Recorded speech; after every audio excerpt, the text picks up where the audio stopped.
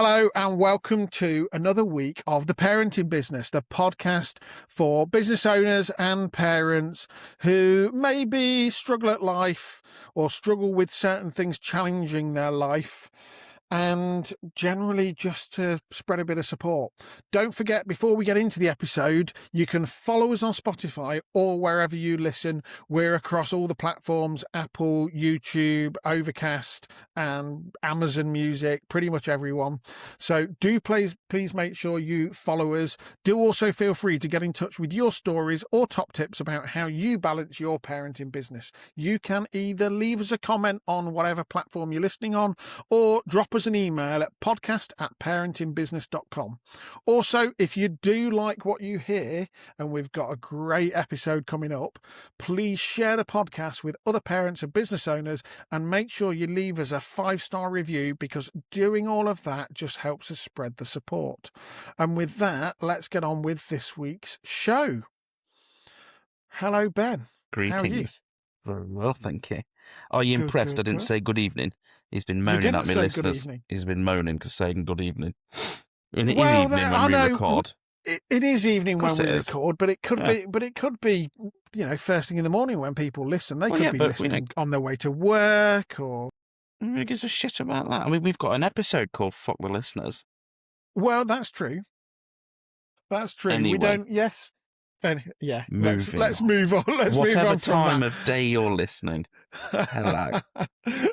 How has your week been? Reasonable. That's good. Yeah, it's fine. We'll take reasonable. We'll take reasonable.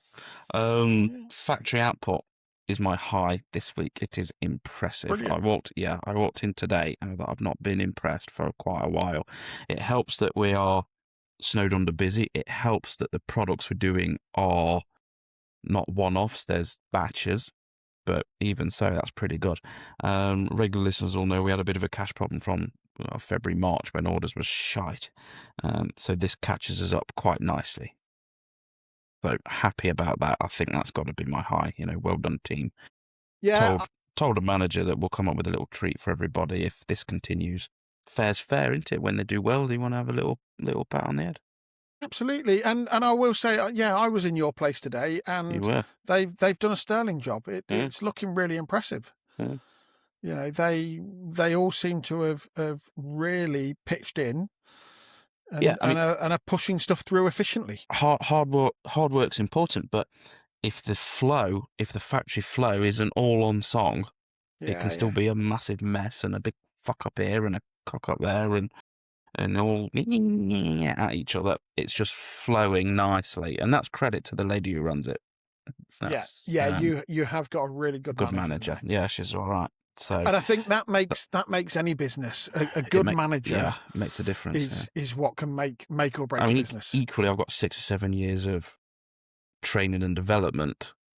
She didn't arrive a good manager. She worked it well, and I think finding somebody who is keen to be the best they can be is part of it. The rest we can train. If the mindset is there and the skills aren't, doesn't matter. Come on board. We'll teach you what you need to know. Yeah, and I think it is, and we'll come on to it in a bit. But our guest for this episode talks a lot about mindset, so I think that's a very poignant way to put it. So that's your high. That's my high. What's your low? Oral infections. Excuse me. We have a disease, you get infections from oral. The whole family has come down with a bit of a pain in the back of the throat, so that's not pleasant, is it? No, that's not good. But it's fantastic if you're dieting, which I'm not officially dieting. I'm not fussed about the expensive jab, and I don't do a huge amount of exercise. It could revolutionize the world. You don't need expensive gyms or fat jabs or whatever. You need a disease that reduces your appetite, because you don't eat that much when it hurts. I was going to say, and I appreciate in advance that the direction I've taken this conversation onto is going to be rinse, repeat, a bit like your arse, which has been sore for 6 years. You're going to be asking me about my infections, but I'll take that on the chin. I've always said the best dieting thing is to go to an underdeveloped country and just get dysentery. In fact, I'm not going to preempt anything that we talk about with our guests, but this was mentioned, wasn't it? You hatched a plan between you. It was genius. You'll have to stay tuned, listeners. We'll So yeah, that's my low. It's a bit of a sore throat. I'm on the lozenges and okay. paracetamol and things. It's fine. It's like anything else. It comes and goes, but it's not pleasant when it's here, is it? If your worst low is that you've got a little bit of a sore throat, doing all right. I think you're doing all right. I'd agree with you. I'd agree with you. Go on then, over to you. Go on then. So I'm going to start with my low, Yeah. and finish on my high. So my low is customers not paying their fucking bills on time. Yeah, I get quite a bit of that. Because it does. You've had cash flow issues. I'm in a pinch literally now because if you think, and I'm not taking kind over, of the same. I'm not trying to take over your moan, but when orders are down and you don't get much out the door, people pay their bills 30 days time, and then all of a sudden you get a shitload of orders. So you need to buy the material now, pay the staff and you don't get paid for another month. Yeah, that's where we are. Yes, it is creating a slight cash flow issue. Yeah. Orders for us are a little bit down on where I'd like them to be because we're in that situation where, everybody's saying, can I have a quote for this? Can I have a quote for that? Oh, yes, we might place the order, or we will place an order, but we're not placing it quite yet. I did one the other day. I did a quote, and this is for, I'll say, because I don't know who the specific customer is. It's coming through a design company. Okay. It is for It'll be fucking boring radio if you don't say, isn't it?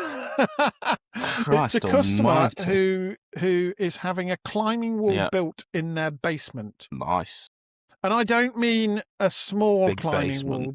This climbing wall is it's a boulder wall, so it's only a couple of meters high in the basement.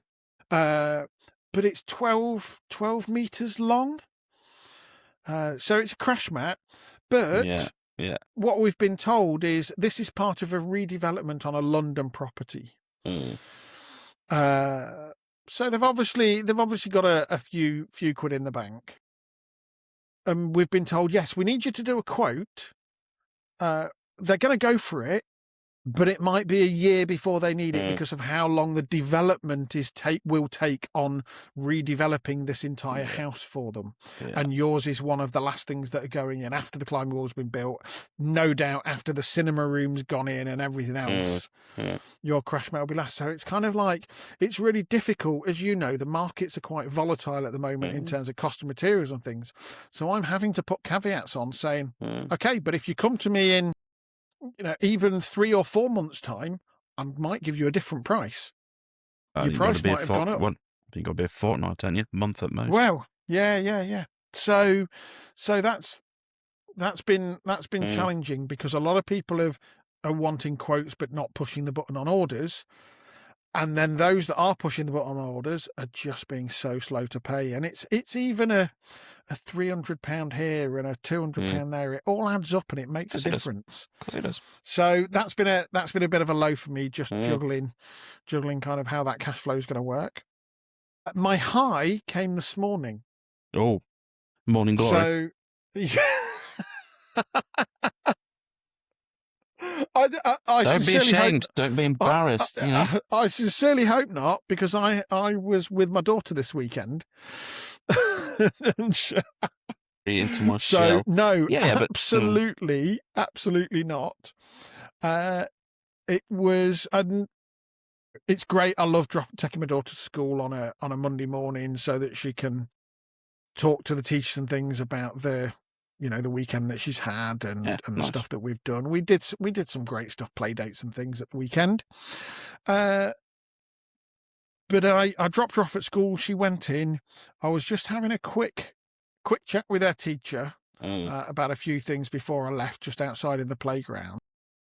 And then the classroom assistant, learning assistant, whatever it is, kind of came to the door and said, "Oh," as I was walking off, "Oh, hold on, someone's got something for you." And I thought she was just going to bring me a piece of clothing or something that she'd left at school and forgotten to give me. And she came running out with a handmade card Now, this obviously hadn't just been made. Yeah. So it's been made at some point before, but it was a handmade card by her that just on the front of it said Daddy's card, and inside just said, I love you, Dad. Sweet, isn't it? And I won't see her now for a few days, and that always kind of gets to me a little bit. Yeah. I struggle with that at times, with dropping her off on a Monday morning at school when she's been with me for the weekend, because it is that almost slight emptiness. But when she came out, she handed me that card with a big smile, and I opened it, and it just said inside, I love you, Dad. That almost had me in tears there and then, and just made my week, made my day, made my week. Just, yeah. So that was absolutely my high, without a doubt, just to receive those, pieces of paper, stuck, and with those words on. So there's my proper high, and that kind of made up for the lows. Yeah, you had a few play dates, you said. Yeah, we had a fantastic play date. I've mentioned before on the podcast that play dates don't seem to be a thing so much. I mean, just going round to other kids' houses, like no doubt we probably both used to do when we were younger. But we went to a play date with one of our classmates, and just to see her have so much fun. Yeah. Now, on this play date, they were playing with water and messing around, but then they took the paints out into the front of the street. Now, this is a little cul-de-sac that this family live in. And they took kids' paints, poster paints, as we used to call them, into the street, and they were just painting. On the tarmac. Painting on the floor. Well, it wasn't, so it's a little cul-de-sac, and it's one of these new build things, so it's not exactly tarmac. It's kind of paving stones, and it was mainly their own kind of footpath up to the house, and their parking spaces out the front. But this, doing a little bit of painting directly onto the floor turned into hand painting, handprints. Then turned into footprints, and then just turned into a whole mass of paint all over the floor, to the point that, you see those kind of comedy things where people are slipping over constantly on some liquid in some supermarket or something, and you get that comical falling over, almost like they're on an ice rink. It was like that with paint. And she was all of them were absolutely covered in paint, to the point that she went with her friend and her friend's mum, and they had to go upstairs and have a bath before she came home. Memories. Fortunately, we'd got spare clothes, and it was really lovely to see, just to let her play and socialise. No adult intervention.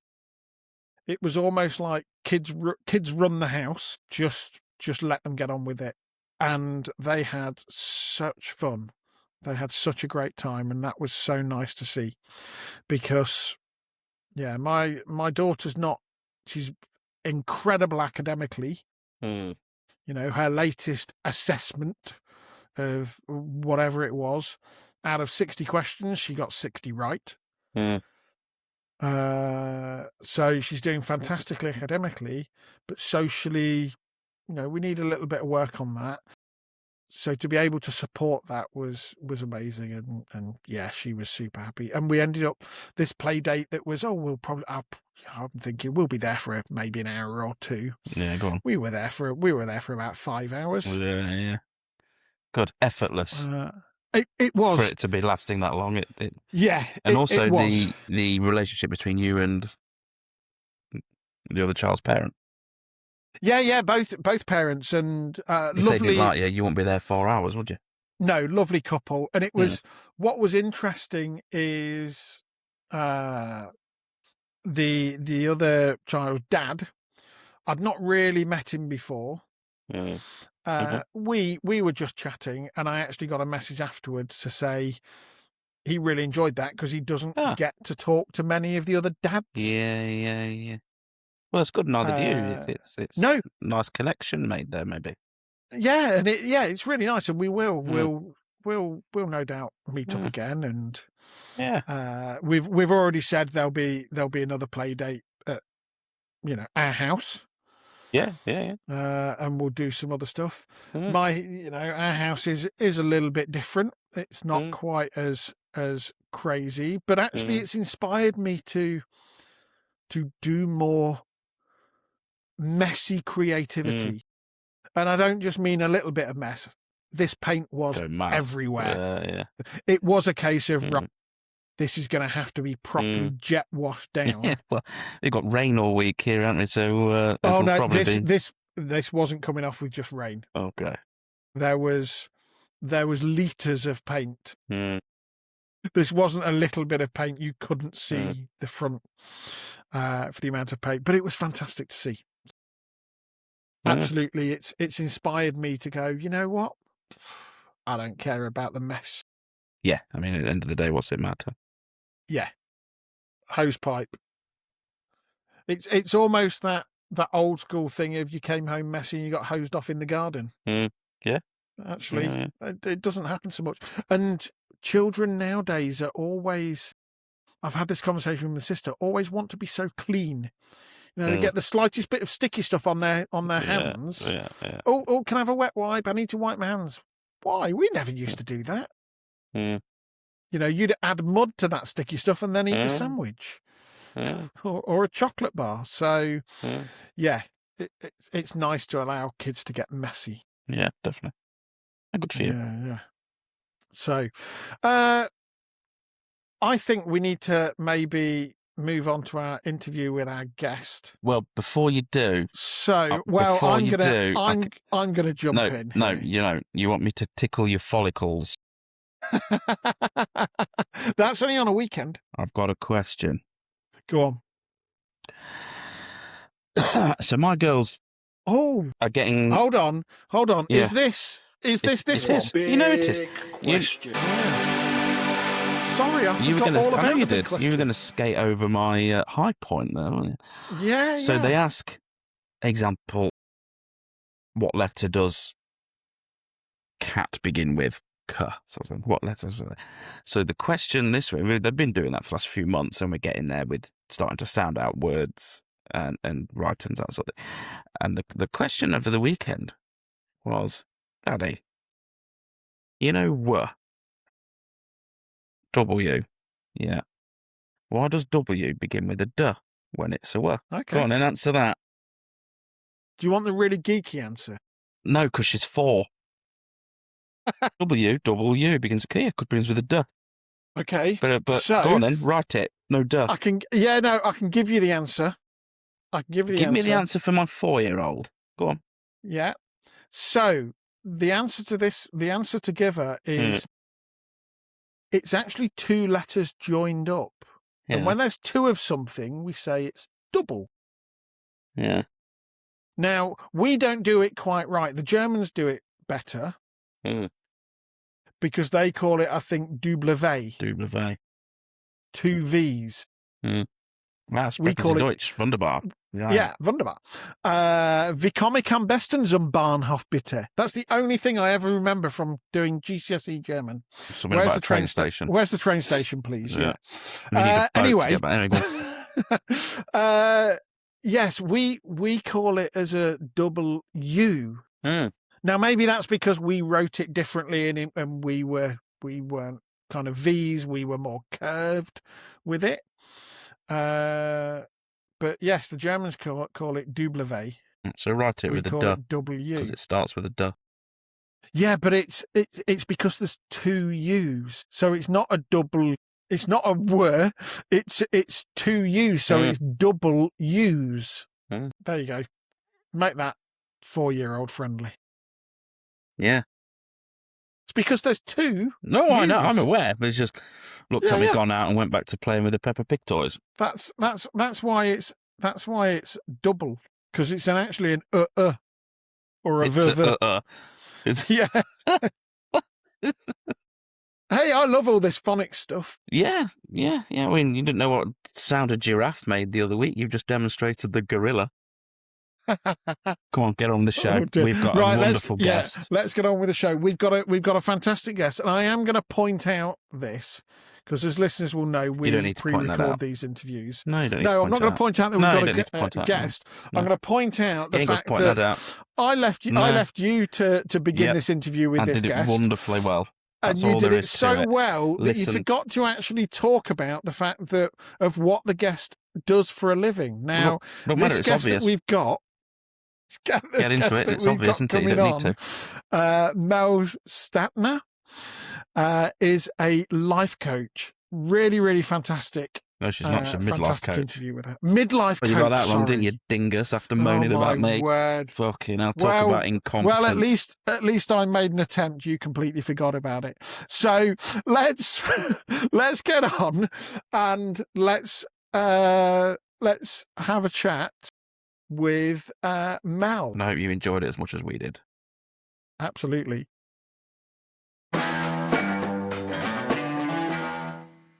It is my absolute pleasure to introduce to you, listeners, tonight's guest, Mel Statner. Now, we were in a room together, Mel. I was listening to a little talk of yours, and there was 2 or 3 things that really caught my eye, which is where we got the idea of bringing you on and doing this from. So, firstly, we want to get into the meat and bones about you personally and your little journey. But just before we do, are you looking up or down today? I'm definitely doing a bit of both. Bit of both. So we've described things before. So this podcast is mainly about, we started it because mental health support for business owners is relatively poor. And although we're not trying to tackle the whole subject, let's just waffle on a bit and have a bit of a fun and joke with it and see where it lands. But when I've had low moments, and there's been a few, I kind of pick myself up. I view it as a spiral. So you need a bit of momentum, a bit of confidence, a few small, tiny little wins, and you can start spiraling up again. And you worded it so much better. Are you looking up or looking down? Where did you come across the phrase? Honestly, I can't claim that many things are mine, but that is actually mine. Is it? Yeah. So, I mean, I don't know, it's probably a bit too soon to jump in, but I spent a long time being really stuck, and I tried a lot of different things to get out of being stuck and miserable. I ended up finding a sort of coaching system that really, really worked, that was genuinely life-changing.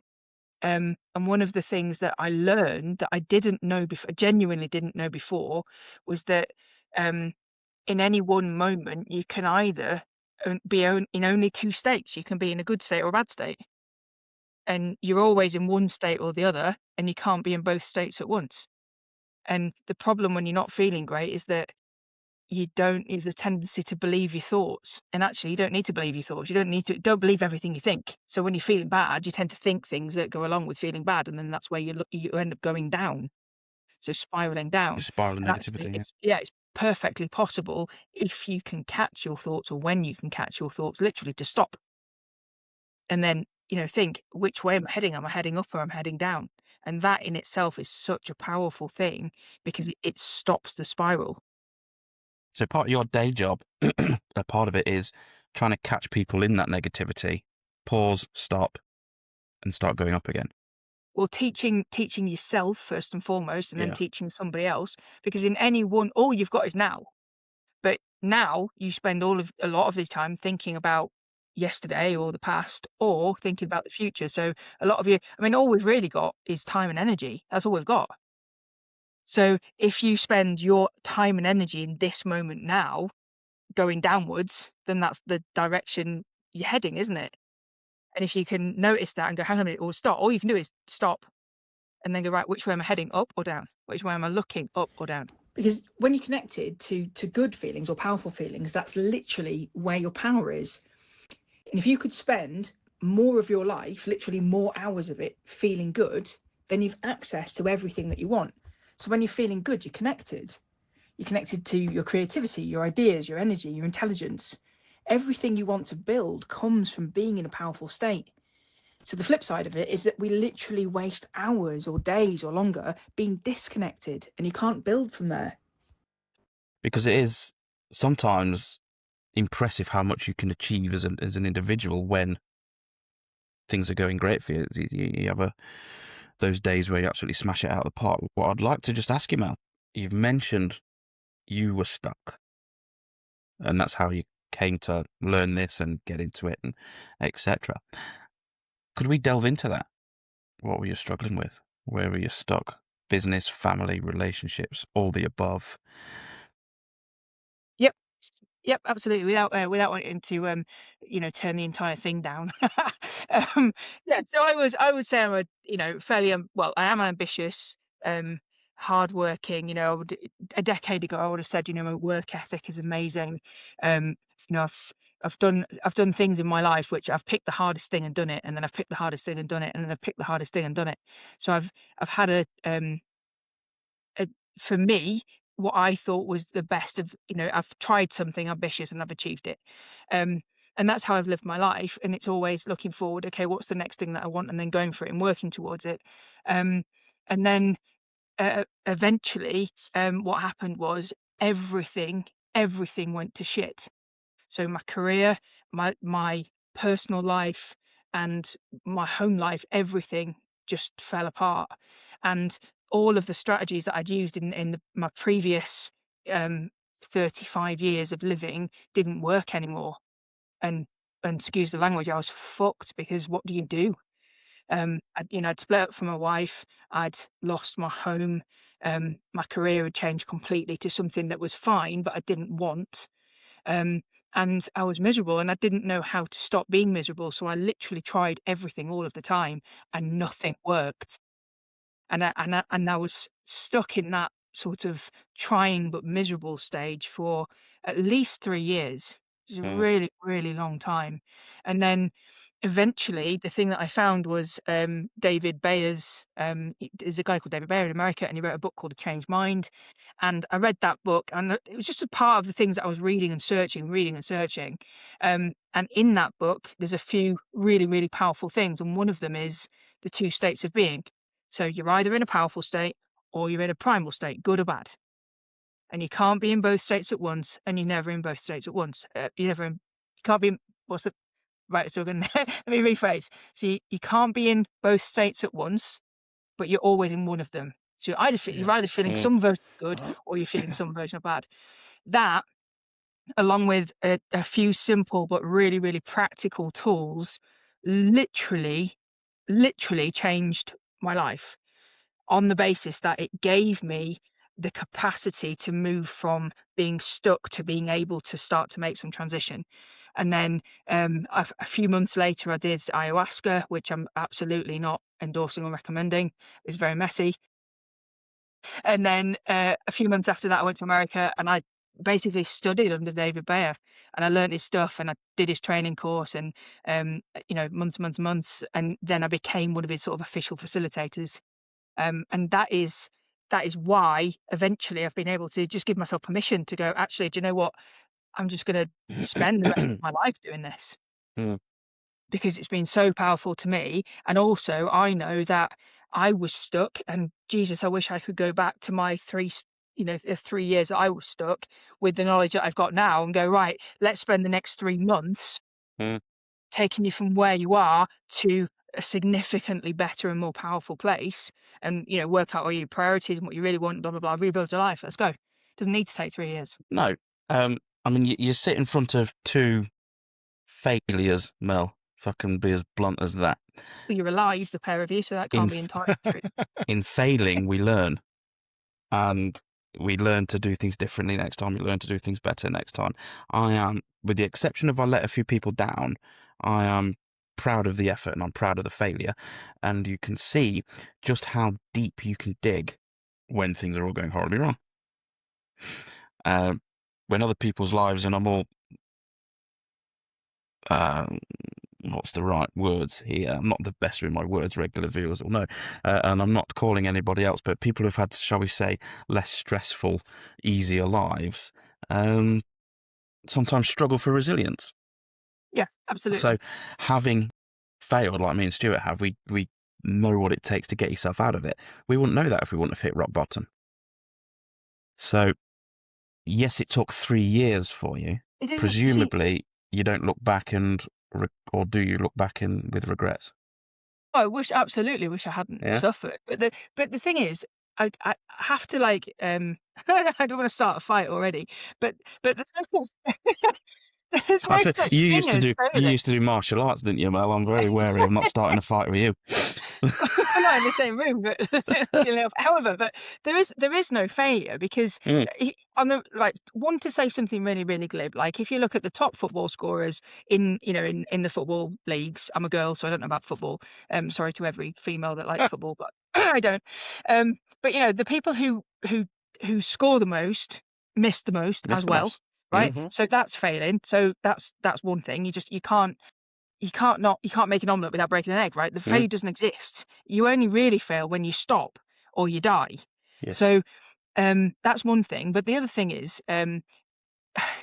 there's such thing called the 4 blessings of failure, right? So a failure is either a learning. Yeah. You try something, a new business or a new venture or whatever you try, right? And you do not get the outcome that you intended. Yeah. So you could call it a failure, or you could just realize that it's a learning. Along in trying that, you have learned things. You've learned what works, you've learned what doesn't work, right? So that's one thing. Failure teaches you things, and there's no bad learning, is there? Because then if you want to do the same thing again, you try something different. Or it's a redirection. So maybe I try to make a new business, I don't know, being a cat groomer, and it completely fails. It completely fails because it's the wrong thing for me to be doing. That in itself, yes, it's a failure by definition, but if it's going to redirect me to something that would be better for me to do, then again, it's a redirection, which is a good thing. Would you rather spend 10 years doing the wrong thing, or would you rather fail quickly and then redirect to something that's better? Yeah. So that's the second one. All right. The third one is a failure is something that can reflect back to you something that you've not dealt with. So, if you're constantly coming up with the same unwanted outcomes, it's an opportunity to look at yourself and think, what about me is creating this or inviting this, or what lesson is there to learn? And I defy you to go through that process and find the lesson, and then it won't happen again, because it's life bringing you the opportunity to realize where you have where you've got an opportunity to release something and be better or be lighter or be freer or whatever it is. And the fourth blessing of failure is a combination of all three. That's when the shit really hits the fan, and you basically go, look, it was an absolute. All I can do is learn from it. It was a complete redirection. Here's my reflections, and I'm going to take all 4, and then it's a powerful restart. There is no failure. About to say I entirely agree, and I like what you've said, but I've had a while thinking there is failure, but failure is a positive. Well, it hurts. Yeah, bloody hurts at times, but where I am basically, have you heard of the Dunning-Kruger effect? Okay, so I'll let listeners give a minute to Google it, and I've got it somewhere. I'm not going to get that on my camera. So the Dunning-Kruger effect is basically knowledge in a particular field across the x-axis. Is that the one that runs across the bottom? Mm-hmm. And your competence and confidence as we go, beg your pardon. So when you first start your new business as a cat groomer, your confidence is up here. You tend to start really well. And then when you learn these lessons, can't use a brush, allergic to cats, whatever the issue is, down and down and down and down we go. That's when we hit the failure rate that we're on about. Lessons learned, climbing. It's two guys did a study on it, Dunning-Kruger, but they did it in people's employment as well. So it goes through the whole aspects of people's lives, from how we learn our job to how we start businesses, and I dare say relationships as well. I don't have a point to this. I just thought that was interesting. Dunning-Kruger effect with what you just mentioned about 4 failures. No, absolutely. It's widespread across almost regardless of the reason. It's human nature. And what you're reading between the lines, Mel, from what you're telling me, is self-reflection and then habit forming to alter your own neurological ways of being. But it depends, doesn't it? Because if you're getting what you want out of life and you're happy and everything's dandy, then carry on. But if you're not happy, then because I genuinely believe, and I've believed for decades, that thought, it's a thing that will switch people off, but thoughts become things. And I now understand the Yeah. mechanism by which thoughts become things. Because so let's just take a really, really simple example, right? If you have an angry, if you get up on the wrong side of the bed and you're angry and you're just the wrong way out and you go out in your day, you're going to come across more difficulties. Things are going to be sandpaper. You're going to have an argument. You're going to hit red lights, this, that, the other. Your day is going to be more difficult. The absolute opposite is true. And that's just a real basic. Am I angry or am I not angry? And if you go out looking for a fight, you'll probably find one. Whereas if, so there's quite a few different mechanisms going on there. And I don't know what my point was now. It's contagious, isn't it, my incompetence? Yeah, but basically, you create your own reality. You do. In imagination, but also that's eventually reflected back in practical circumstances. I genuinely have a client who has a really, really strong belief that it is impossible to lose weight. And if that's what you believe, it's impossible for me to lose weight unless I die. Then how hard is it going to be just because your belief? Whereas if the opposite is true, it's like, and that's literally just in your head, isn't it? Slight tangent on the losing weight thing. I've tripped over something this last couple of days, which genius levels of reshaping markets and things. You're a gym goer, Stu. I am. Kind of, vending machine and spa. People that's jab the one. themselves, Ozempic, costs a bloody fortune. Doing all these things takes time out of your day. If you get yourself an infection where it hurts where you swallow, you tend not to eat much. And when you don't eat much, you're about to lose weight. It's not going to cost a penny. It's going to save a fortune on your shopping. Or I've often thought a really good diet product that somebody should develop is a tapeworm in a pill. Take one, keep it for a few months, and then when you're done, you just have the antibiotics, throw it out, and then everyone's a winner. Do you know what? There's three Tapeworms had a nice life. 3 entrepreneurs here on camera. Let's trademark it and buy the domain. Slimming world with worms. Love it. Genius, Mel. But actually, something that you said before, which was about pain. There's a difference between pain and suffering. Yes. And pain is a physical thing, and pain is something that is is part of nature and part of life and part of death and all that kind of thing. But suffering is a thing that we can manufacture in our own minds, and we do manufacture in our own minds by the meaning that we give to things. And psychological suffering is something that it's possible to not keep. And we're quite attached to it. I would probably say I've been addicted to misery, but it's not necessary to suffer from your own brain. Pain is pain. Suffering is separate. That's framing. Well, it's also meaning. So, for example, you could have I don't know, you'd have something awful happen to you, and you could lose a leg. That's painful. Everybody pretty much would say that's a bad thing. So the meaning, if you had two identical twins, both it's a bad experiment, isn't it? With 2 identical twins, they both lose a leg. Right?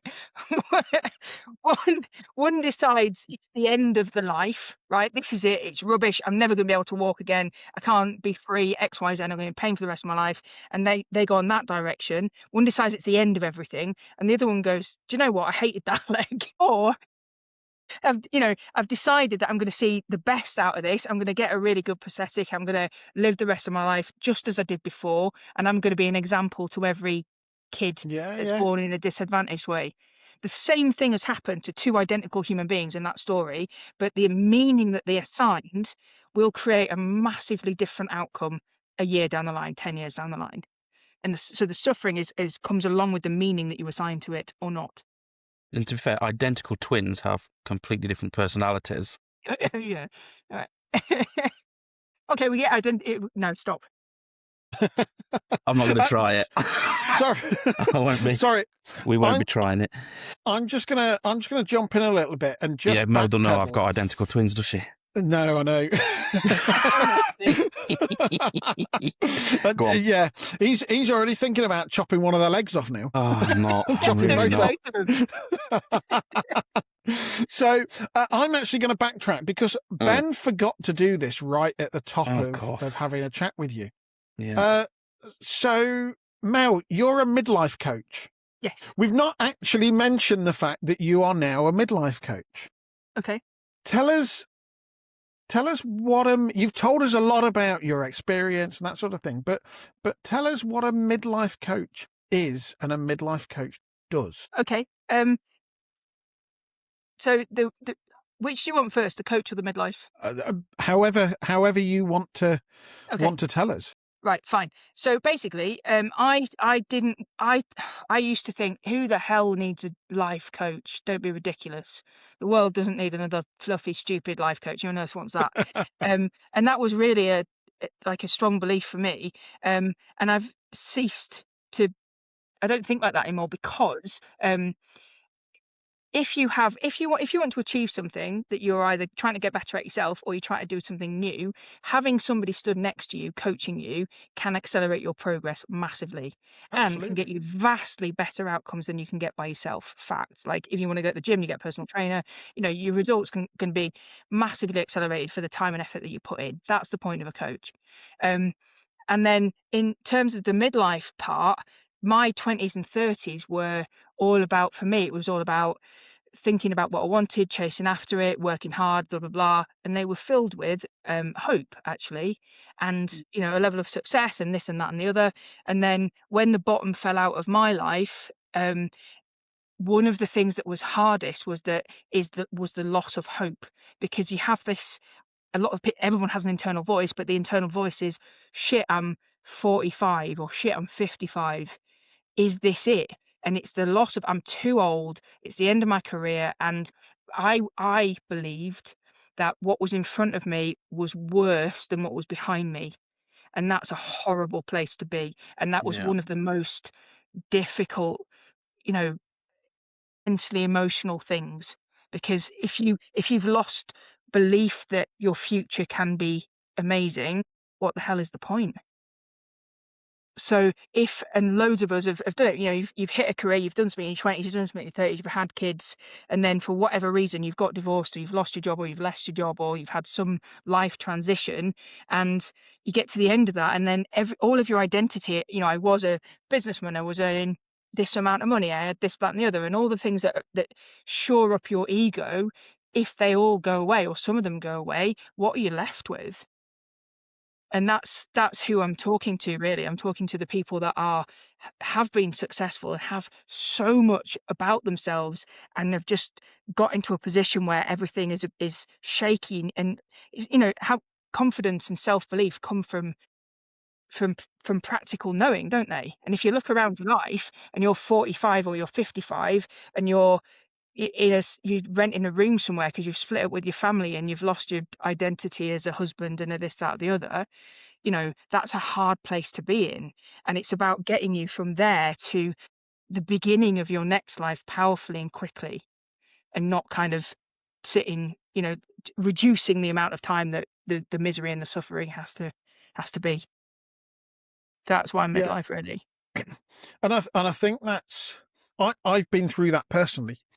I've been through the working for somebody else, working for a multinational company, where had I still been working for them, potentially I'd be on a 6-figure salary easily now. And I made the decision not to, and it crosses my mind at times. Hold on, I left to start my own business. I have less money than if I'd just stayed working for somebody else. And also, I suppose, and Ben and I have this conversation now and again around, material things. And Ben doesn't do foreign holidays or nice cars or so on and so forth. But I told you I went to Birmingham the other week. I told you that.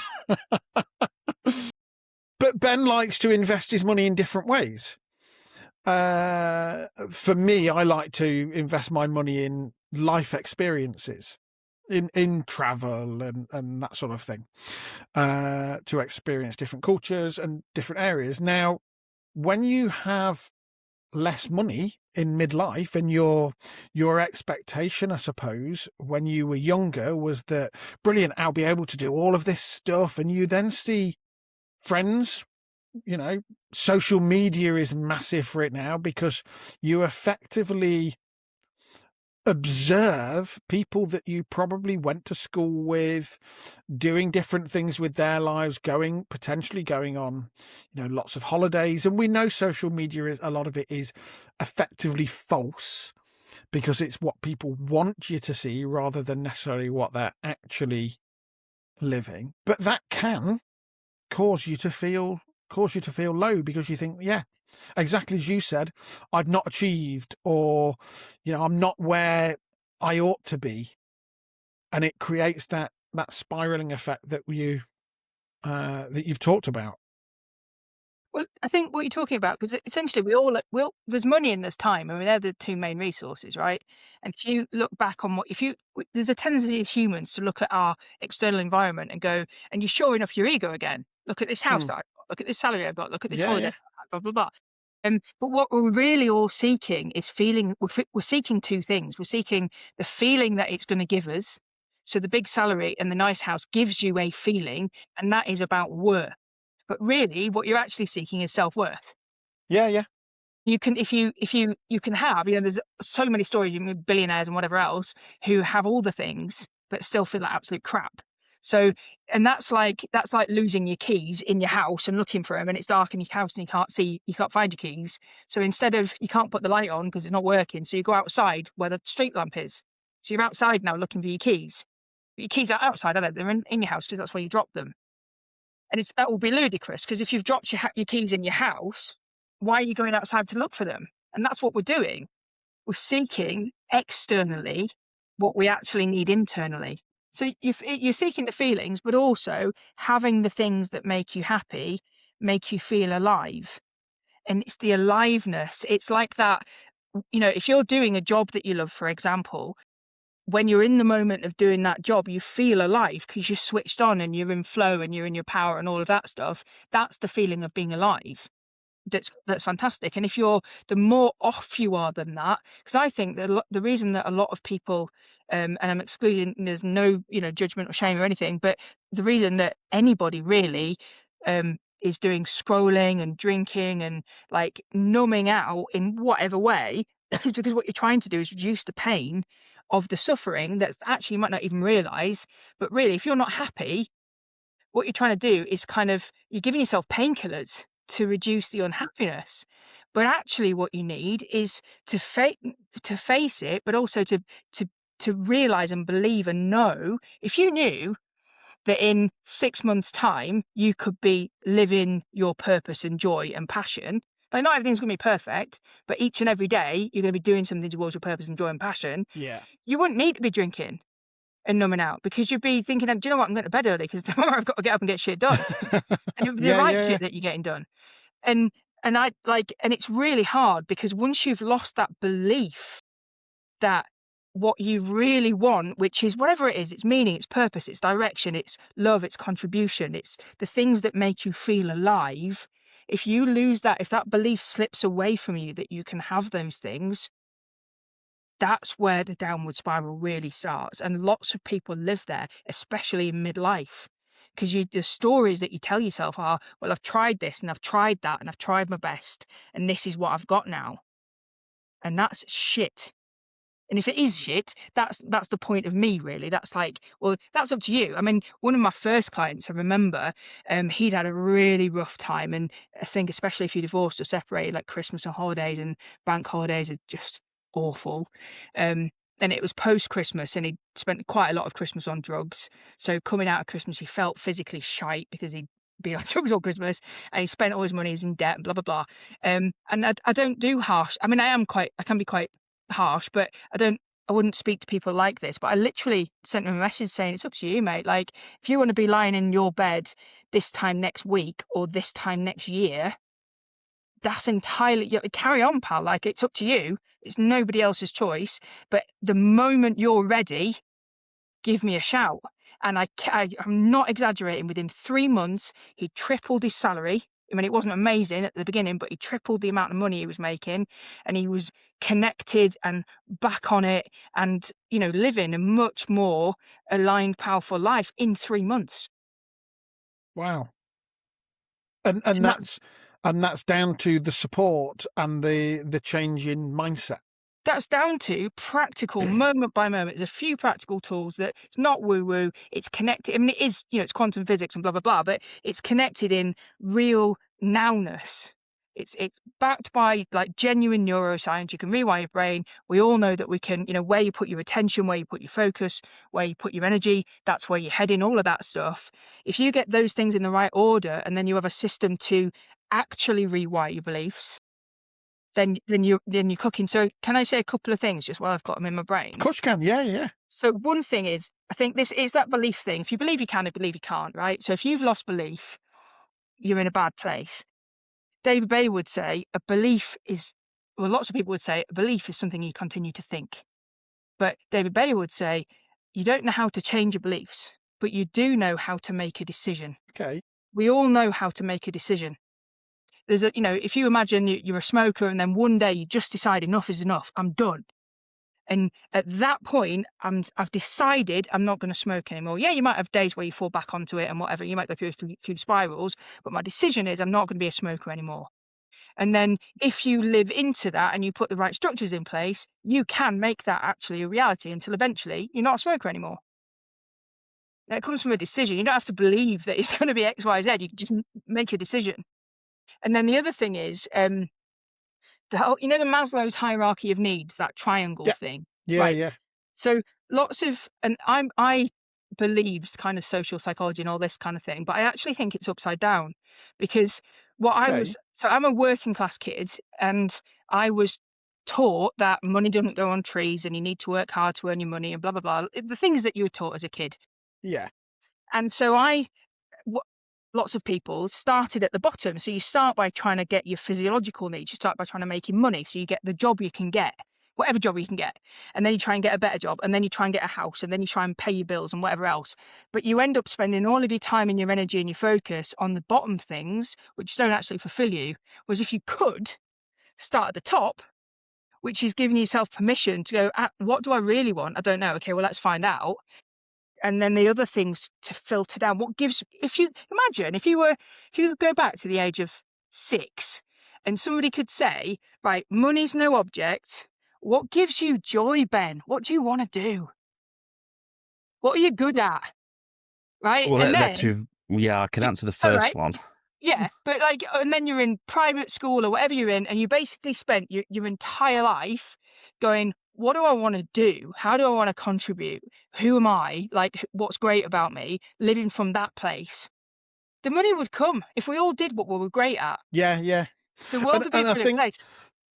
I think that's something around education systems now as well, isn't it? That everybody in education is expected to do these core subjects, regardless of their ability, that are expected to do certain exams and go through a certain education system.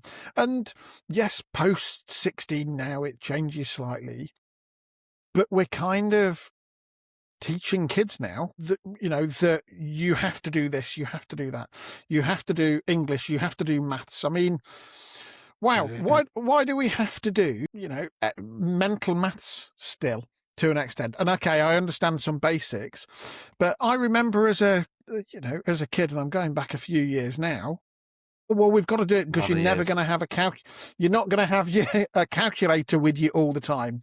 Actually, no. What I've got is a mobile phone. Calculator all the time.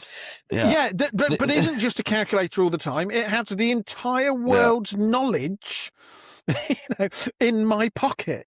I'm going to add to your point where you talk about how we're educating children at the minute. We are teaching children how to study on a particular topic and how to pass a test with a pass or fail. Life isn't like that. We don't teach to think. We don't teach to empathize. We don't teach sense. We teach, this is how you learn a subject, pass or fail a test. Agreed. And unless you're going to homeschool your kids, like that's Mm. because I mean, I was 12 years a teacher, and for a lot of those years, I believed that I believed in some aspects of the educational system. Hmm. I don't know necessarily that it's helpful to sort of explore like what school does or doesn't do, but I think the shame of it is that kids don't come out of school wanting to be the best version of themselves. And that would be, but it's also not schools, like as parents, I'm not a parent. I know plenty of parents that say, well, my kid can't do X, Y, and Z. What are you doing with them in school? And it's like, whoa, like I see them for like 3 hours a week. You've got them with the rest of their life. Like everyone is, life is life, and kids and parents and everyone, everyone that you're around. If we were all looking up, going, Yes. actually, what do I want to do? Have more? Because if you go back to the idea that the universe is expanding, which it is, and you go back and there's an old view of money, like my grandparents would be like, oh, you got to make money because other people are trying to take it and it's finite and I've got to fight you, and if I have something you can't have it. That's not how the universe really is, though. Yeah. It really is expansive. And if you're a business owner and I'm a business owner and somebody has a need in the world and we can fulfill that, then like we all, you can make money by doing good, and the person can do better and they can go on to do better. It's not a us or them thing, it's an us and them. Yeah, and I think actually Ben and I do that. Ben and I actually we've got this podcast together. We're friends, but we're also to an extent competitors in business. But we do quite a bit of work together too, because if we work together, we both win. Rather than somebody winning and somebody losing. Actually, if we work much more collaboratively, then more people can win. Yes. And it's that kind of sharing the love, sharing the support, isn't it? Well, that's what I learned that really on in business. So I've also got a locksmith business that I'm stepping out of in order to do this full time, to do the coaching full time. But my early experience of the big locksmith companies were, let's get as much money as we can from the customers, and the customer loses. Whereas that isn't how business needs to be. And actually, our locksmith company and the other local companies that we kind of equally, they're in our market share, but we're competitors, but we speak to each other. We believe that it's a win. So the customer should get a really good, fair, decent job done at a decent, fair price, and we should provide that, and we should get fairly paid, and the customer should pay fairly, and that's the end of that. And there is no like win lose. A win lose, everybody loses, and a win win, everybody wins. And there's no reason, if I'm decent to you as a customer and I give you the best value and the best service, you'll come back. So like you've won, I've won, and I'll get my work. Like and that's again a mindset thing, isn't it? If you go into the world thinking you have to rip everyone off to make a living, that's one way to live. Or you go into the world and think, some people have got a problem and I've got a solution, and my solution helps them get their problem, and then they can live their life and go on and grow and contribute. Then we're expanding again. Absolutely.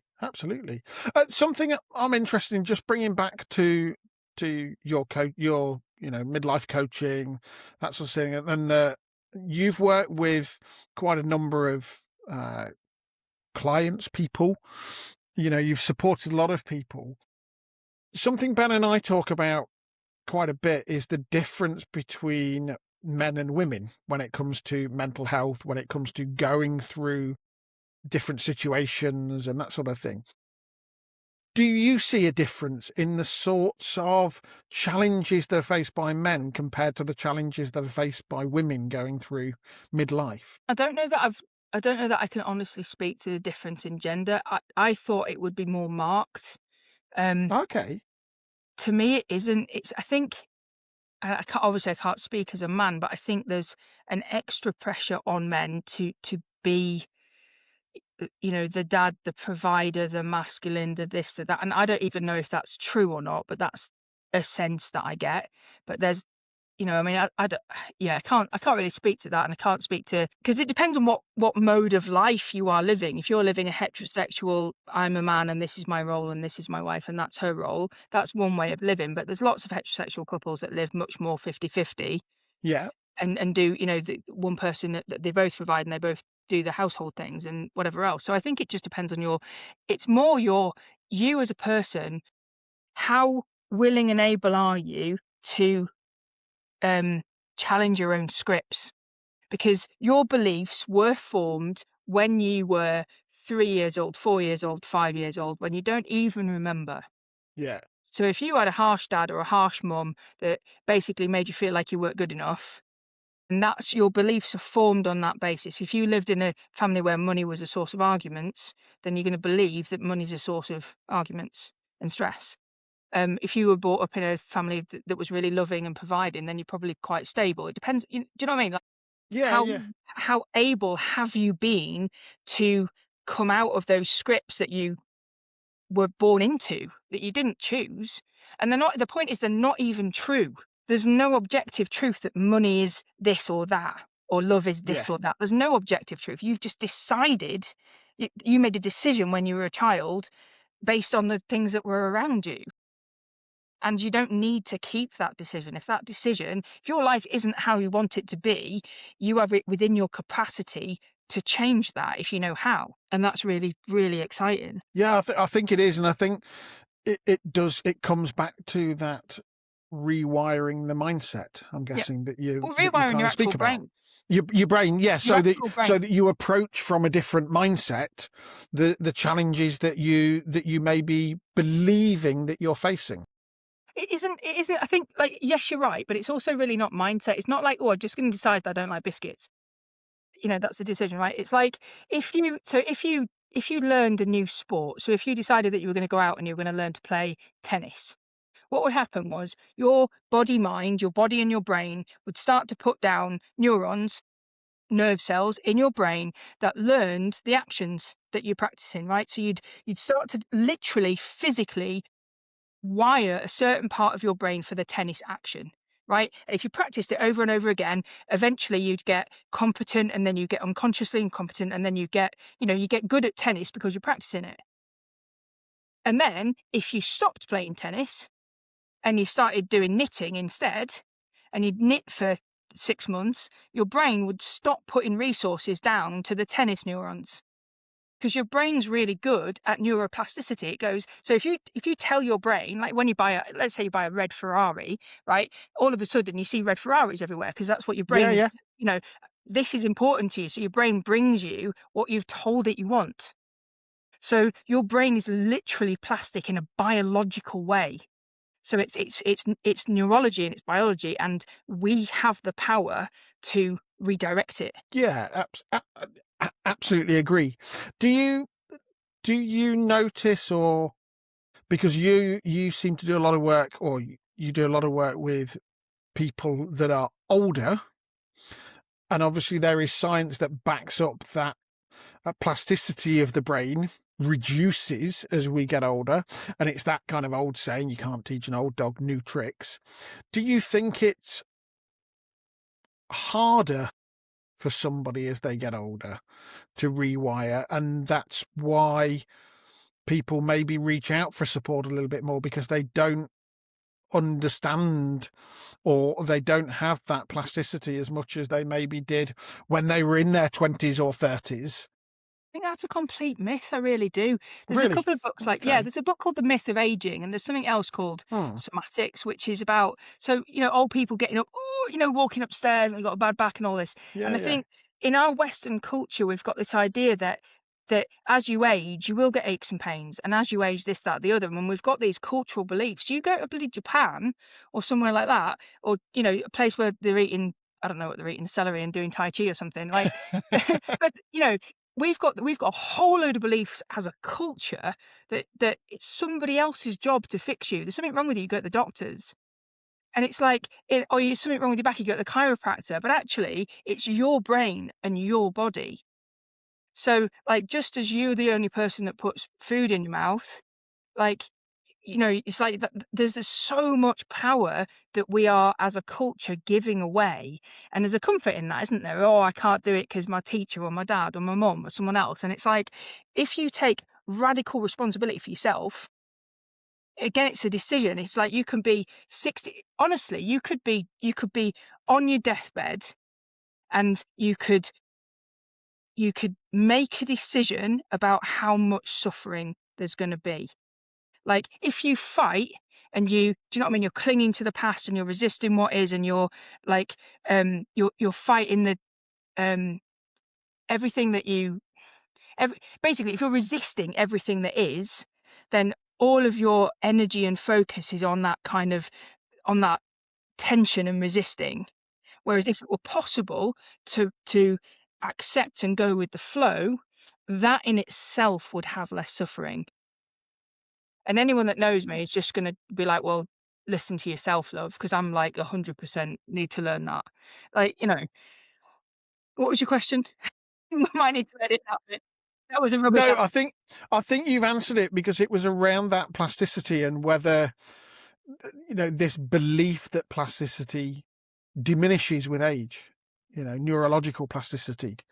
But I do absolutely agree when you talk about this, Western culture compared to other cultures. You think about Tibetan monks, Shaolin monks, and so on and so forth. The life that they live, but they do live generally to an older age than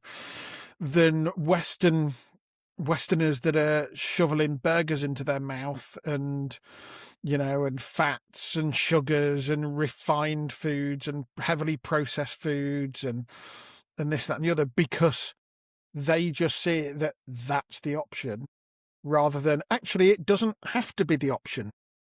But it comes back to, it's a belief thing again, isn't it? Because the brain is a goal achieving machine. So if you imagine that your brain is like Google, right? So you ask a crap question, like something like, how am I going to, if you get up in the morning and you say to yourself, how am I going to get through the day? Or how am I going to manage even half of it? How am I going to pay my bills? Like, you're putting yourself straight away and you're looking down, right? If you say to yourself, you get up in the morning and you say, what's the easiest way that I could be effective today? Or which of my 19 things that are on my to-do list will give me 80% of the results? Like, just the power of a decent question will liberate you, or a power of a shit question will drag you down.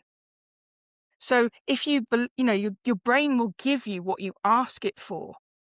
So if you believe I'm getting old and I can't do this and I can't do that, of course, like some things will be harder. Like, people's bodies change, don't they? Of course they do as we age. But there's absolutely no there's no rules. Like I had two sets of grandparents, right? One lot got to 65 and decided, I'm 65, I've got a free bus pass, let's go. And they just got on a bus and went to see everywhere. The other set of grandparents said, I'm 65, I'm old, got an old granny hat and a little shopping trolley and lived into an old life because she was 65 now. And it's like the only difference there really was decision.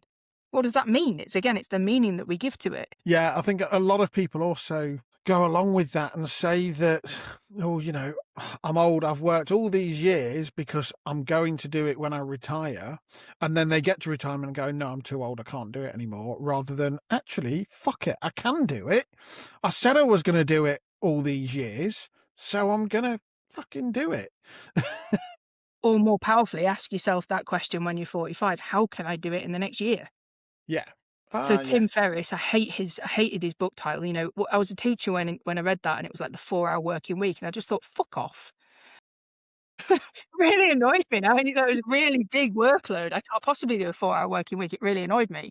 But he would say something like, if you had, well, please excuse the question, but do either of you have like a 5-year goal or a 3-year goal or something? Yeah, absolutely. What's yours? My goal is to get to a point where I can exit my business. Now, that's not exit it as in leave my business fully, but not need to be in my business so that I can live my life how I want to. I can, if I want to go on holiday, I can book a holiday. If I want to have some more time with my daughter, I can have some more time with my daughter so that I don't need to be in work. Okay. So have you defined what that freedom looks like in terms of hours and money? To an extent, yes, Okay. but If you had only to an extent. Yeah. So if you had that defined and written down, like I only need to work an average of 6 months of a year or whatever, and I need this much money. So if you had that defined and written down and you reviewed that twice daily and you asked your brain, what's the easiest way I could achieve this? And then someone held a gun to your head and said, you're not having 5 years, you've got 5 months. How Yeah. close to that goal could you actually get in 5 months with the right Yeah, tools? yeah. So why does it need to take 5 years? Yeah, absolutely. I mean, it's not a 5-year plan. It is a sooner plan, but it isn't a 5-month plan. Yeah, exactly. But it's like, Yeah. it's that sort of thing, isn't it? That's the power of just the power of Yeah, questions, yeah. the power of clarity. What exactly do you want? You know, if you were going to throw everything at it and just decide, what would that look like? Because how we tend to live, the default way of living is you've got these limiting beliefs on the bottom, and you know it's a limiting belief because it's against what you want. So on the one hand, I want to be fit, but on the other hand, I'm not fit because I'd like cake and beer or whatever it is, right? So you've got a belief that's sitting underneath that's kind of like crumbling everything you try and do. And then you put on that the problems that you've got, and you put on that the lack of clarity, and then you ask yourself shit questions, and then you feel quite fearful because you're working from a state that's unempowered, and then you take action on top of that pile of crap. And you don't get anywhere, and you wonder why you don't get anywhere. But you could have a completely different base. Instead of instead of a limiting belief, you can have a powerful decision. This is what I want, and you could work the system, and then you put on top of that the right energy, the right clarity, the right questions, and then you've got confidence. And then if you act from that place, where would you be? And then you add to that this moment by moment connecting to energy, how many hours you're going to waste every day feeling like crap, or you're going to find a way to stop that and, switch back into a powerful state. Like you Yeah, can yeah. live powerfully, easily. You could literally you could explode in productivity. Yeah, that's got me thinking. Yeah. That is a great way to look at it and to approach it. And it's interesting. It got me thinking of another question actually, around the fact that my assumption is that a lot of people, when they first start working with you, come up with excuses not to do things. And although they want to change things, you'll talk to them about how they can change things and mindset, and you'll put things in, you start them on their journey to put things into place. How much of that do you get excuses from them initially as to why they can't do it? And I guess is that then frustrating for you to an extent, or are you just now used to it that their brain is wired at that point in time to think more of reasons why they can't change rather than actually being productive and changing? It's not because that sort of comes from a place of it. You have to try, and honestly, this is probably my Achilles tendon. I'm a real trier. Like I'll I'll try my hardest. I'll work 15-hour days. I really will graft it out. And one of the things that I'm trying to let go of is trying, because honestly, if you make a powerful decision, right? So let's take the smoking thing, for example, right? So I've been a smoker for however long, and I've been trying to stop smoking, blah, blah, blah. And then one day I just decide that come what may, I am going to stop smoking. That is my new decision, right? Then it's not really about trying, because things are going to come, the cravings are going to come up. You're going to have bad days. Your cat's going to be sick on your floor, whatever, your kid's going to, whatever, keep you up all night. Like life's going to do life. And this is about a system of being really clear and firm about my new decision is, and then moment by moment, when the old belief comes, I need a cigarette, right? That's going to come up because that's what your brain does. It brings you the things that you've told it to bring you, right? So the old belief's going to come up, and the old desire, and your body is like, some people say that your body is the subconscious mind. It's 95% of who we are is a subconscious mind. So your routines and your habits, like, have you heard of Joe Dispenza? He would say, it took me like years and years and years to not get anywhere with his stuff, but I think his stuff's amazing. It's really interesting. I just couldn't implement it. But he would say that people live the same life over and over again because you wake up and the first thing that you do is think all the thoughts that you thought yesterday. So you're just on the same loop and nothing changes.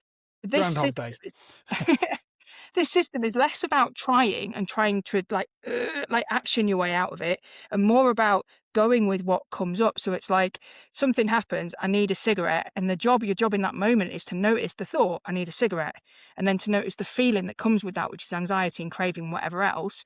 And then you do the things that we've decided that you're going to do in that moment, which is things like, for a craving, if you watch a craving for 60 seconds, an old watch, you could watch the second hands go round, the craving will drop from really, really high to kind of 40-50% of what it was a minute ago. And it gives you the option to, if you can just tell yourself, I'm going to wait that 60 seconds, in 60 seconds time, and then there's lots of breathing things that you can do which will literally put your body in a different state, and then your whole body comes down and you're back in control again, and then it's decision time again. Am I going to smoke? Am I going to stay with this decision? Yes, I am. All right, fine. Am I going to have some nicotine gum? Go for it. Do you know what I mean? Like, whatever it is. Yeah, yeah. It's less about kind of gritting your teeth and sort of trying to, because there's a loop, which is what you believe gives you so what you think and what you feel is always in line with what you believe. So if you believe that you're a failure or you're not good enough, which loads of people do on some level, loads of people have a I'm not good enough thing going on, right? If you believe that you're not good enough, then your thoughts and your feelings are going to go in alignment with that. So let's say, for example, that you want to achieve something in your business, like send out loads more marketing emails or something like that, right? So what you try and do is you say, I want to grow my business, so I'm going to send out some marketing emails. But when you're trying to do the marketing emails, you're thinking, my emails aren't going to be very good. And you're feeling like I'm not good enough. So you're thinking and you're feeling against what you're trying to do. And then your action will either be rubbish or it will be inaction. So you'll not do the emails because of what you're thinking and feeling. So instead of trying to go for the action to give you the result, which is what everybody tries to do, I need to get more marketing, so I'm going to do this. You work on the action bit. You can cut all that out and you can go, what's my belief? My belief is that I'm not going to do it right. I'm not good enough. And if you start there, then everything else can actually flow in like in line with what you actually want. You have literally just described my last Thursday. It is painful, isn't it? I do it all the Marketing time. emails to a T. Yeah. What the fuck am I doing it? Literally, yeah. But imagine, right? Just imagine for a second if you could get your thoughts and your emotions and your energy and your actions going in the same direction, and you could keep them going in the same direction for like a month. Yeah, you'd have a little wobble now and again, and it's not all about work, but do you know what I mean? If you could keep thoughts, emotions, energy in alignment together and keep them going in the direction you actually want them to go, how much more likely would you be to get there? It would be quite productive. Yeah, rather than what we always do, which is we're fighting against ourselves all the time because we don't know how not to. And this is a system. That's a really exciting thing. It's a system to help you learn for yourself how to identify what you want, identify what's in your way, get out of your own way, and get your ducks in a row, and then off you toddle. Have Friday afternoons off. Go fishing or something, because you can. And that's Friday afternoons off anyway. I'm just going to stop coming to I work. tend to. Ben also has every other morning off, so Picking or on so me his again, staff Mel. think. Yeah, Sorry. My staff think I work 2 hours a day. You're right. yeah. So do most of his customers. Yeah. So we're coming to the end of our chat, I suppose. One question that we ask every guest, and I suppose more yourself because of your experience and the around supporting people. If you could give one piece of advice to someone facing that kind of build-up of challenges in their life for them to change it, what would it be? What should their first step be? Reach out to not necessarily me. Reach somewhere, because the main problem is when you're in a hole, you do not believe that it's ever going to be any better. That's the problem. And the worse you feel, the more true that feels. And what you need is for the clouds to clear, because they can clear, but you just don't believe it's ever going to clear. So my advice would be to reach out to somebody that can hold that belief for you for now. Because you can't do it. If you can do it by yourself, great. But if you're stuck in a hole, it's so hard to be open to the possibility that it will ever be different. And That's really sometimes you good need someone advice. else to do it for you. You just need someone else to do it for you for a bit until you can. Someone else, sorry, clarify now. Someone else to Hold the believe belief. in you when you can't believe in yourself. It's not believe in you, but hold the belief that it will clear, that that this darkness will pass, that life can be better than it is right now. Yeah. Because and we're talking about really dark stuff now, but there's grades of everything. The worse you feel, the less you can believe that it's ever going to change. And we've all had bad days, and we all Yeah. know that eventually it does change, and you do have better days. But when you're in the hole, you can't believe that. Because I've mentioned on this show a couple of times, with the exception of relatives passing away, the lowest moment in my life was crying on my kitchen floor, thinking I was going to lose my house. And my 2-year-old she was then, one of my girls walked in. And that was kind of the moment for me when I didn't snap out of it. But that point, I think, potentially, my girls carried me through. I'm a believer. I'm a Christian, go to church every now and then. And between the family, God, but in particular my girls, there was just an element of, Dale Carnegie.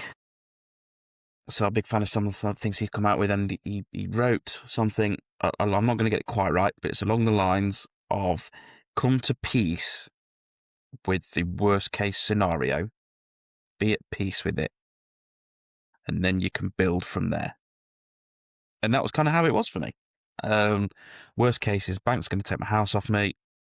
If it all goes worst case scenario, Mum, can we move in? Just sort the kids out. I don't know what. We'll figure something out. Bam, bam, bam, bam, bam. Right. Step one, how do we get out this mess? The first step. And from there, we climbed out the hole. And what happened What was my there point was, here? Yes. what happened there was you stopped resisting. So Yes. the temptation is you're in this situation. So Eckhart Tolle would say you have your life and your life situation. Yes. And people say they're unhappy with their life, but what they really mean is they're unhappy with their life situation.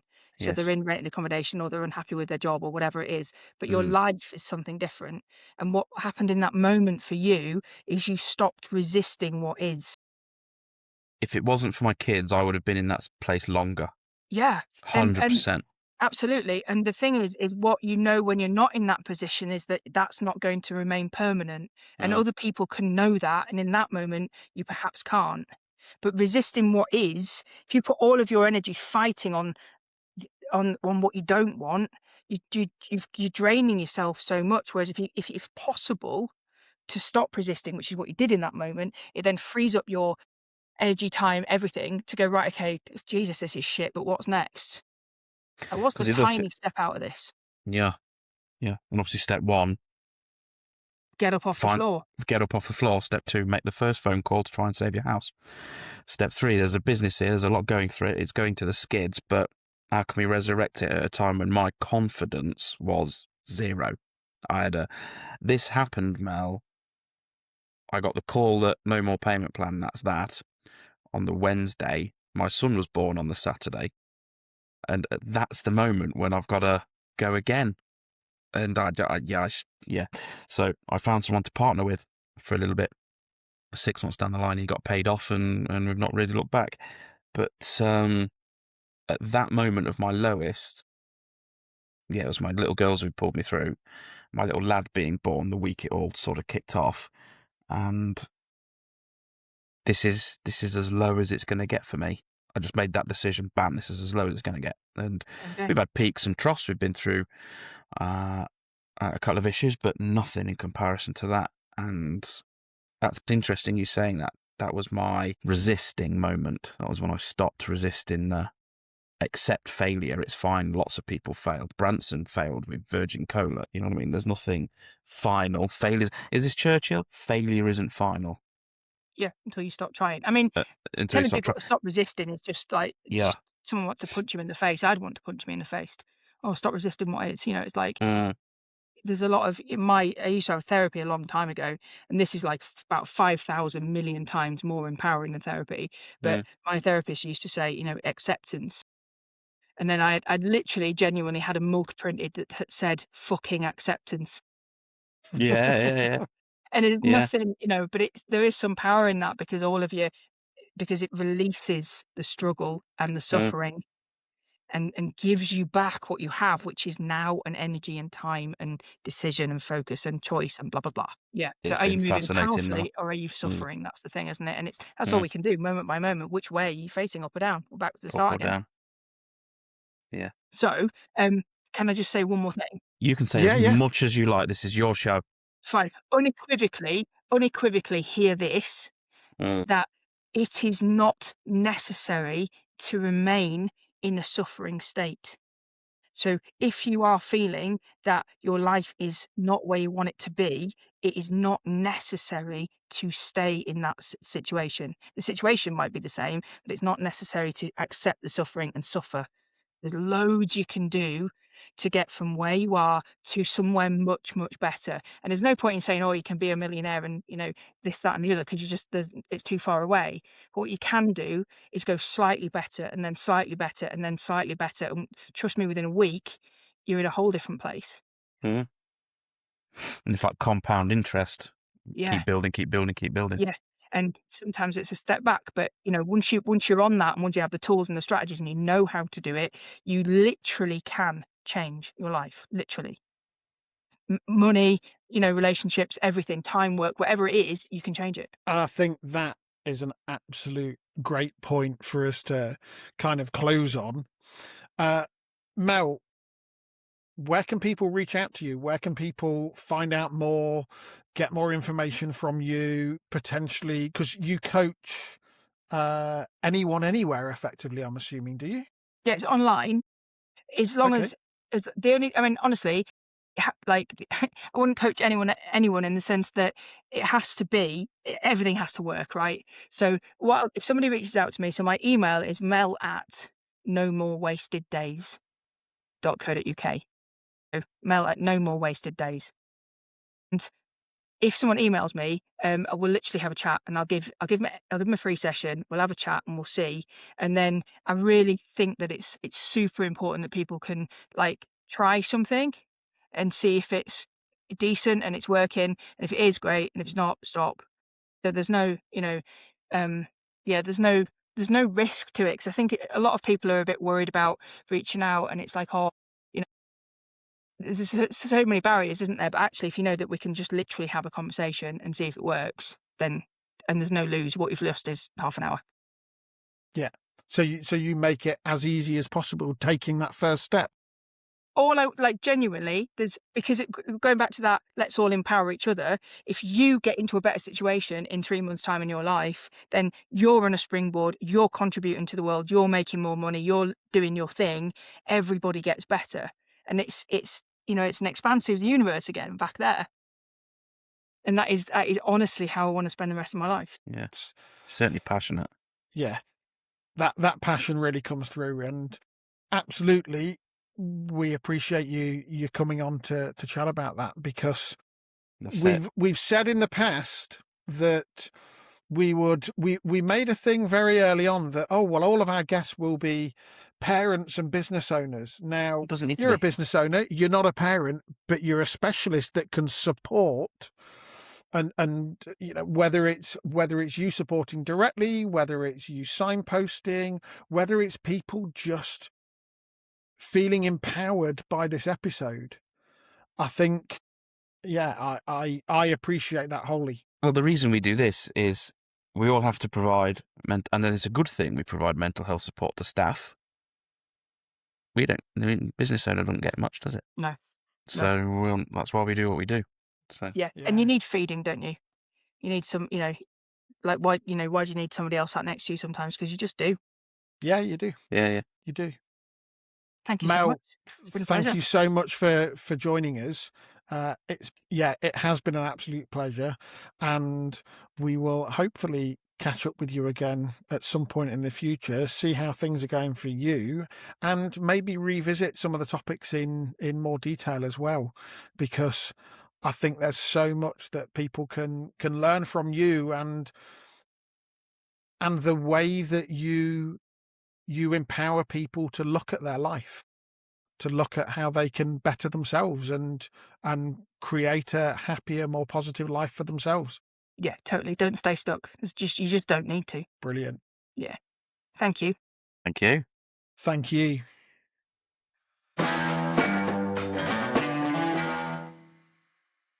Well, what to take from that, listeners? I was impressed with the depth of knowledge there. I had a good 10, 15 minutes where I didn't say a lot because I'm trying to process. I'm not a scientific person. I'm not a clever person.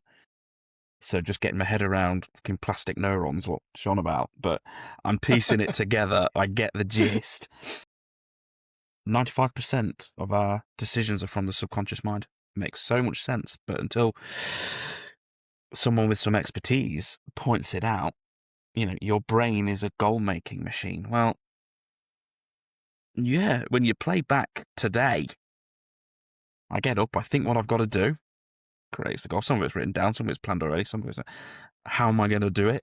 Well, I'm going to make that decision that Mel mentions on how I'm going to do it, and automatically there's a task over the goal at the end on how I'm going to do it.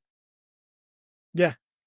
I think the thing for me was it's about making that decision, and that decision can sometimes be really, really difficult to make, or feel difficult to make.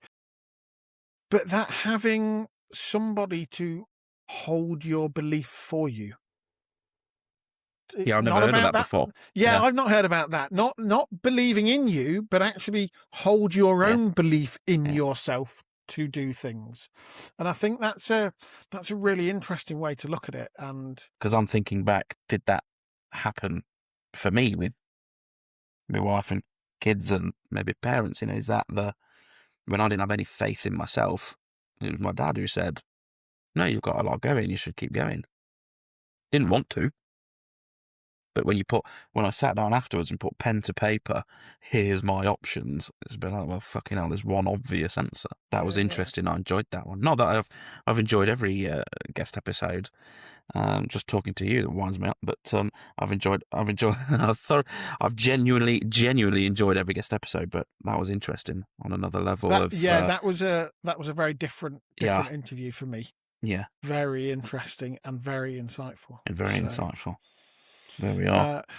Before we wrap up, then. Oh yeah. I think we've got a something in particular to do. I want your dad joke. Okay. Well, given what we've just heard from Mel there, it's quite a lot of people tend to blame others, find excuses, find reasons, blame others for the road that you are actually on and the road you're on. And you shouldn't do that. It's your own asphalt.